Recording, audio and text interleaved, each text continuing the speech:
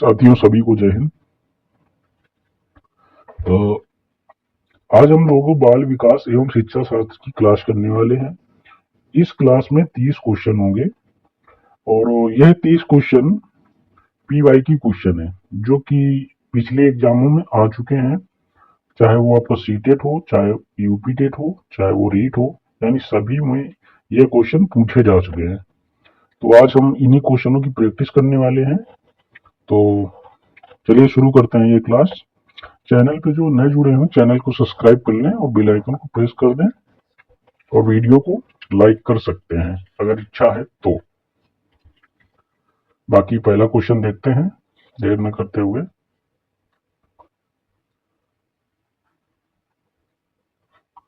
पहला क्वेश्चन यहाँ पे दिया गया है कि संवेग व्यक्ति की उत्तेजित दशा है। संवेग व्यक्ति क्या है? व्यक्ति की उत्तेजित दशा है। यह कथन जो है किसने दिया है? पियाजे ने, वेलेंटाइन ने, या रॉस ने, या वुडवर्थ ने? तो आपको बता दें कि ये जो कथन दिया है ये इस संवेग का जो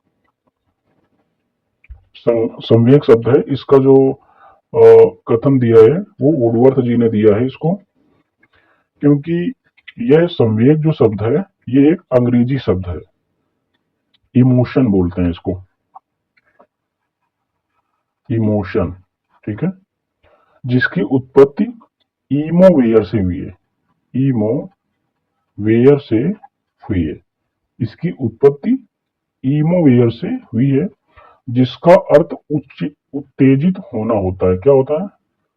उत्तेजित, उत्तेजित होना, इसका अर्थ ही होता है उत्तेजित होना। इस प्रकार संवेग को व्यक्ति की उत्तेजित दशा कहते हैं।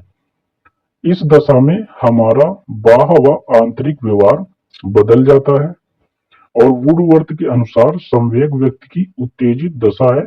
यह उनकी क्या एक परिभाषा है। यह क्या उनकी परिभाषा है, ठीक है। यह किसने दी है? तो यह वुडवर्थ ने दी हुई है। चलिए अगले क्वेश्चन की ओर चलते हैं। नेक्स्ट क्वेश्चन हमारा है, क्वेश्चन दिया गया है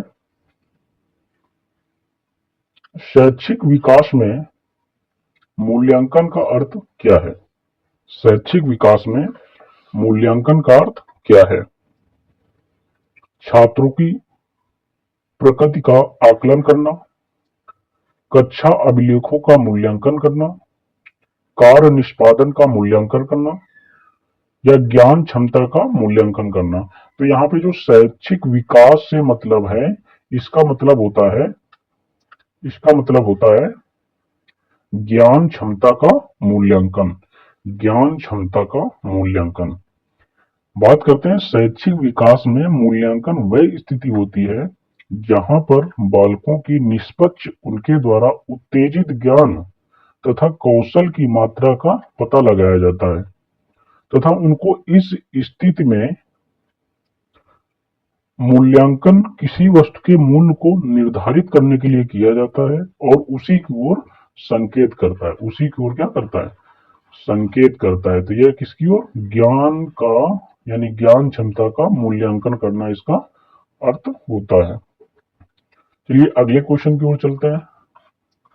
नेक्स्ट क्वेश्चन हमारा दिया गया है पूर्वाग्रही किशोर किशोरी अपने के प्रति कठोर होते हैं, यानी किस समस्या के प्रति कठोर होते हैं? पहला दिया गया समस्या, दूसरा जीवन शैली के प्रति कठोर होते हैं, या संपत्ति के प्रति कठोर होते हैं, या वास्तविकता के प्रति कठोर होते हैं। तो समस्या के प्रति वे ज्यादा कठोर होते हैं, क्योंकि पूर्वाग्रह का अर्थ, जो पूर्वाग्रही है इसका तात्पर्य किसी कार्य, व्यवस्था, ज्ञान या व्यक्ति की आदि विषयों में, पूर्वाग्रही जो शब्द है इसका तात्पर्य होता है किसी कार्य, व्यवस्था, ज्ञान या व्यक्ति आदि के विषय में से पहले से ही जानकारी उसके विषय में होनी चाहिए। कोई विशेष धारणा हो या उसका पालन करना होता है, ठीक है। तो पूर्वाग्रही का मतलब पहले से कोई समस्या का मतलब अनुभव होना, ये कह सकते हैं। इस प्रकार पूर्वाग्रही किशोर किशोरी अपनी समस्याओं के प्रति कठोर हो जाते हैं। ठीक है, अगला क्वेश्चन देखेंगे। अगला क्वेश्चन दिया गया है, संज्ञानात्मक विकास के 4 चरणों यानी संवेदी पेशी, पूर्व संक्रियात्मक, स्थूल संक्रियात्मक और औपचारिक संक्रियात्मक की पहचान की गई है। किसके द्वारा की गई है पहचान? तो यह पहचान पियाजे द्वारा की गई है। ठीक है, पियाजे द्वारा संज्ञानात्मक विकास को 4 चरणों में विभाजित किया गया है। 4 चरण कौन कौन से? पहली होती है संवेदीय पेशी। ठीक है, ये होती है 0 से 2 वर्ष। दूसरी होती है पूर्व संक्रियात्मक, ये होती है आपकी 2 से 7 वर्ष के बीच में।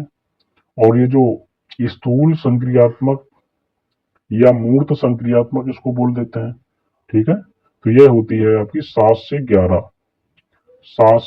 11।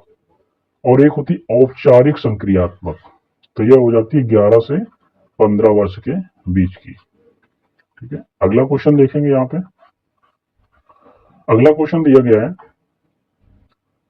कौन से गुण अच्छे मानसिक स्वास्थ्य के लिए नहीं है?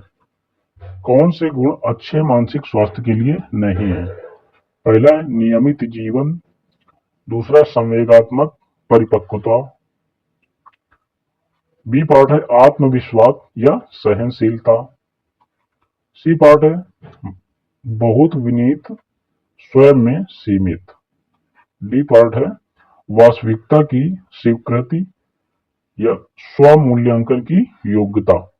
ठीक है, तो यहाँ पे जो बहुत ही विनीत होना यानी स्वयं में सीमित होना अच्छे मानसिक स्वास्थ्य का जो कारण है, यही नहीं होना चाहिए। ठीक है, ये नहीं होना चाहिए। यानी अच्छा मानसिक स्वास्थ्य एक प्रकार का समायोजित व्यवहार होता है जिसके द्वारा बालक सभी स्तर में समायोजन कर लेता है, चाहे वो शैक्षिक हो या सामाजिक मानसिक हो, कोई भी हो। बहुत विनूत होना या स्वयं में सीमित होना अंतर्मुखी व्यक्ति का लक्षण होता है। वह अंदर ही अंदर अपना बातें करता है अपना। ये नए वातावरण या परिस्थिति के साथ समायोजन करने में कठिनाई का अनुभव करते हैं। यानी कि जब वो अपने ही मन में कोई चीज बातचीत करेगा तो सामने वाले से बातचीत करने में हिचकिचाएगा। ठीक है, यानी उसको कठिनाई होगी। तो ये विनीत ही नहीं होना चाहिए, बहुत विनीत नहीं होना चाहिए, स्वयं में सीमित नहीं होना चाहिए, बात करना चाहिए लोगों से। ठीक है, तो यहाँ पे सी पार्ट बिल्कुल सही हो जाएगा। अगला क्वेश्चन देखेंगे। अगला क्वेश्चन दिया गया है, अधिगम क्षमता निम्नलिखित में से किससे प्रभावित नहीं है? यानी किससे प्रभावित नहीं होती है? आनुवांशिकता से, बी पार्ट वातावरण से, सी है प्रशिक्षण या शिक्षण से, डी पार्ट है राष्ट्रीयता से। किससे प्रभावित नहीं होती है? तो यह राष्ट्रीयता से प्रभावित नहीं होती, आनुवांशिकता से बिल्कुल होती है, वातावरण से भी होती है, प्रशिक्षण और शिक्षण से भी होती है। राष्ट्रीयता से इसका कोई मतलब नहीं है। ठीक है, यानी अधिगम को जो प्रभावित करने वाले कारक हैं वो क्या है? आनुवांशिकता। ठीक है, आनुवांशिकता, दूसरा वातावरण और तीसरा प्रशिक्षण या शिक्षण। ठीक, अगला इसी में आ जाता है समायोजन की क्षमता। समायोजन की क्षमता, ये भी कारक हो जाता है इसमें। ठीक है, राष्ट्रीयता जो होती है अधिगम को प्रभावित करने वाला कारक नहीं होता है। ठीक है, ये कारक वह नहीं है। चलिए अगले क्वेश्चन की बात करते हैं। अगला क्वेश्चन दिया गया है, किस अधिगम मनोवैज्ञानिक ने बाल अधिगम विकास में पुरस्कार को महत्व नहीं दिया है? पुरस्कार को महत्व नहीं दिया है, किसने महत्व नहीं दिया है? कौन से वो वैज्ञानिक है? तो वह वैज्ञानिक जो है उनको हम, बाकी ये थॉर्नडाइक है, ये भी पुरस्कार और दंड में ज्यादा विश्वास रखते थे, यानी कि बालक को पुरस्कार से भी दिया जाना चाहिए उसको अधिगम करने के लिए। मोटिवेट करने के लिए। पावलोव भी यही चाहते थे और स्किनर भी यही चाहते, लेकिन ये गुथरी जो थे ये नहीं चाहते थे। गुथरी ने समीप समीपता का सिद्धांत दिया था। समीपता का सिद्धांत दिया था इन्होंने। उनके अनुसार उद्दीपक एवं अनुक्रिया के मध्य अनुबंध पुनर्बलन जो होता है वो पुरस्कार के आधार पर नहीं दिया जाता, बल्कि समीपता के आधार पर दिया जाता है। जबकि थार्नडाइक, पावलोव और स्किनर ने अधिगम क्षमता को प्रभावित करने वाले कारकों में पुरस्कार को भी सम्मिलित किया हुआ है।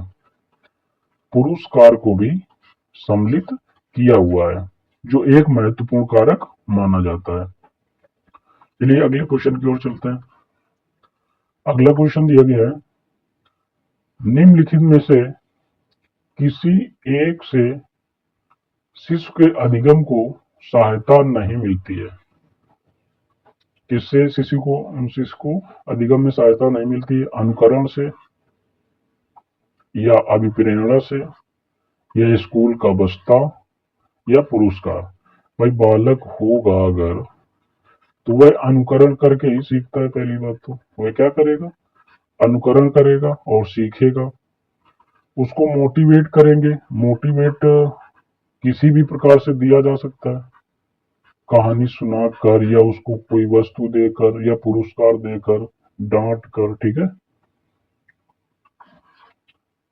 तो स्कूल का बस्ता यह अधिगम में उसको सहायता नहीं प्रदान करेगा, ठीक है। अगला क्वेश्चन देखेंगे। अगला क्वेश्चन दिया गया है, स्वकेंद्रित अवस्था होती है बालक के जन्म से 2 वर्ष तक, या 3 से 6 वर्ष तक, या 7 से किशोरावस्था तक, या किशोरावस्था में। तो यह जो स्वकेंद्रित अवस्था होती है 3 से 6 वर्ष के बच्चों में पाई जाती है। 3 से 6 वर्ष के बच्चों में यह अवस्था पाई जाती है। जन्म से 6 वर्ष तक की अवस्था को हम क्या बोलते हैं? शैशवावस्था ही बोलते हैं इसको। शैशवावस्था का अंतिम चरण क्या होता है? 3 से 6 वर्ष के मध्य होता है। इसको हम पूर्व बाल्यावस्था भी बोल सकते हैं। क्या बोलेंगे? पूर्व बाल्यावस्था भी इसको हम कह सकते हैं। ये बालक स्वयं की खुशी की चिंता करता है, यानी वह स्वयं ही खुश रहना चाहता है, इसलिए वह अवस्था को हम क्या बोलते हैं? स्वकेंद्रित अवस्था भी इसको कहा जाता है। यानी पूर्व बाल्यावस्था हो गई, स्वकेंद्रित अवस्था भी इसको हम बोलते हैं, स्वकेंद्रित अवस्था, ठीक है। तो कौन सा सही हो जाएगा यहाँ पे? बी पार्ट बिल्कुल सही हो जाएगा। चलेंगे अगले क्वेश्चन की ओर। अगला क्वेश्चन दिया गया है, माँ बाप के साये से बाहर निकल अपने साथी बालकों की संगत को पसंद करना संबंधित है। कौन से बालक ऐसे हैं जो माँ बाप के पास से बाहर निकलकर अपने साथी का साथ ज्यादा देते हैं? ऐसे किस वर्ष के बालक आते हैं, यानी कौन से बालक आते हैं? तो जो पूर्व किशोरावस्था के बालक होते हैं, पूर्व किशोरावस्था के जो बालक होते हैं वह ऐसी संगति करते हैं, ठीक है। या, यानी जो 9 से 12 वर्ष के बच्चे होंगे, जो 9 से 12 वर्ष के बच्चे होंगे, उनकी अवस्था को उत्तर बाल्यावस्था या पूर्व किशोरावस्था कहते हैं। क्या बोलेंगे? उत्तर बाल्यावस्था या पूर्व किशोरावस्था भी इसको बोला जाता है, ठीक है।